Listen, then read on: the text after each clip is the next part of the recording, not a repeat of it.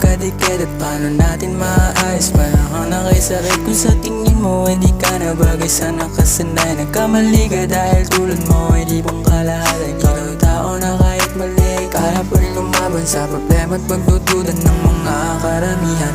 Alam kong di pa rin sapat ang aking nagawa, pero kahit na gano'n ipipilit na mawala kalungkutan at problema na ikaw ang gumawa. Magkukulang kalungkutan na lagi kong kasangga dahilan sa pagsasama natin na biglang naglaho. Mga pangarap na tutuparin ay biglang napawi. Kung sana ang kasama pagangat ng mga plano, kaso sa tingin ko ay malabong mabalikan tayo.